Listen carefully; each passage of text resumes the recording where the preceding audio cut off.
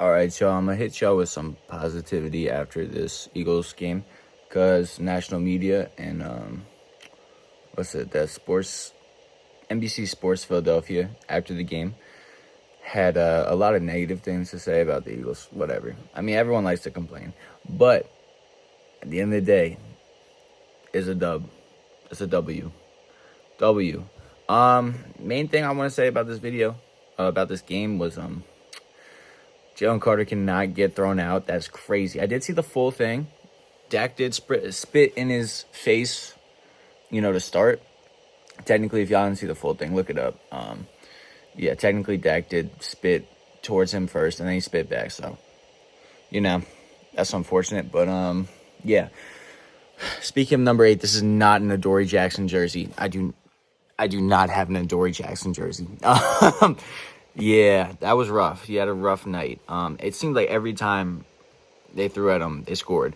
I was also very disappointed in the pass rush. I don't know if that was just Dak getting the ball out early, but Dak was he was good. He was very good today. But Hurts was better. Hurts was amazing. Absolutely amazing, making all the right plays. I loved it. Turnover-free game. Give me more of that. Perfect. You threw for 151 yards, but you ran for 62 and you got 2 touchdowns. Perfect. Y'all, hey, everyone in the media, you could have the MVPs, you could have all the media attention. Justin Herbert could have thrown for 500 yards, but he probably would have lost the game. Jalen Hurts wins. And y'all saw after the game, like as soon as he got finished kneeling, he hopped up and he was all like hype and he was dapping up Jordan Mailata, like gave him a hug or something. I said, this is a new Jalen Hurts. You usually don't do that. Yeah, AJ Brown not getting the ball. That's the other thing a lot of people were frustrated with. I saw that on a lot of comments. People were saying that, especially after the first half, said that. I looked at my phone and they said, we need to get AJ Brown involved, which of course I love AJ Brown and he's a baller. He's a game changer. But with how well things were going, at least in the first half, I was like, it's cool if he doesn't. Like, eventually he's gonna be there. We're gonna need him for future games, but it is not. I didn't feel like it was imperative to try to force him the ball. It seemed like Dallas was really trying to neutralize him and make sure he didn't beat us. And y'all could say give him some screens or something easy. I would have liked more slants, but I don't know if it was there or not. Problem with screen passes to AJ Brown is you got Devontae Smith blocking or Jahan Dotson or John Mechie. See, it was different when we had Johnny Wilson last year where we actually had someone who could probably block for him. I mean, I guess you could get Mailata out there too, but it's just hard with wide receiver screens. I don't know. Because it's like, I think it was Jason Avant was on the game. He's like, why don't you throw more screens to him? And of course, he probably knows more than me. But I'm just saying, like, he's like, yeah, we threw screens for Devontae Smith. We didn't throw any for AJ Brown. Logically, this is me. I say that might be because AJ Brown is 225, 6'1", and can block very well. And Devontae Smith weighs less than me. So I ain't the biggest fella in the world. So, I can't block. You know what I'm saying? So that was my thoughts with the game. It's honestly, positive note, incredible that we won despite not having our best player on defense, at least. I mean, one of our best players on the team, Jalen Carter. So that's incredible. Positive notes, Jalen Hurts is looking like a baller. He's looking dialed in. He looks so comfortable and relaxed back there throwing it. Tush push still works. I was trying to think. Yeah, tush push still works. All this perfect. I can't even, Jake Elliott hit a 50-yard field goal. He only made one of those last year. Quinion, he had a bad penalty. Honestly, the penalties killed us too. I mean, it didn't kill us, but the fact we gave up 100, I think it was 105 yards in penalties we gifted that to Dallas. And the fact that we still won is incredible. People, I don't know. I don't think people are actually, overreacting or anything like that. Maybe they are. I don't know. But I just think it's the national media. They just need something to talk about. Or the local media too.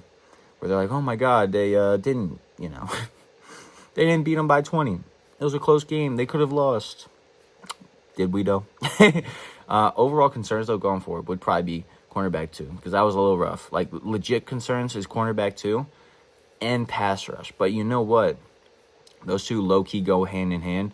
Because if we got, I mean, it was, how do I put this? Last year, the pass rush, it wasn't insane, but we just had such a great secondary. CJ was back there. We had Darius Slay, or Slay, whatever. I know. So the offense had a lot more time, or not the offense, the pass rush had a lot more time to get there. It seemed like Dak was getting the ball out fast too, and of course, Jalen Carter wasn't on the line, but it seemed like there was just, there were times we could have gotten a sack. The fact we didn't sack Dak at all is kind of disappointing to me. But we got there a couple of times. We just couldn't get it. We couldn't finish. Jordan Davis got in the backfield a couple of times. I liked how disruptive he was. Jalen Hunt kind of got in there a little bit. Nolan Smith got around there a lot too. It was a little disappointing not to hear Ojomo's name called at all. Like, I didn't hear his name called at all last night or tonight. Whatever, I'm recording this at 1 a.m. before I go to bed. And then, yeah. So that's it. That's my thoughts on the game. Oh, my gosh. Yo, I didn't even say my favorite part, bro. Play calling. I loved that. I absolutely love Kevin Patulo's play calling. Bro had him he had an under center. I still saw some motion. Yeah, bro. He had runs. He had the little toss play out to the left. Like, he lined all the guys up on the offensive line on the right. Like, he had 2 tight ends on the right. And then it was like the first play. It was the first play of it was the first drive. And instead of like running that way, he tricked everyone and he did a toss play to the left. I think it was on a 2nd and 1. And it busted for like 15, 20 yards. I like that play call. And I was just very happy with it. And Hurts was very good at executing. And he scrambled. He used his legs a lot. So I was looking at it.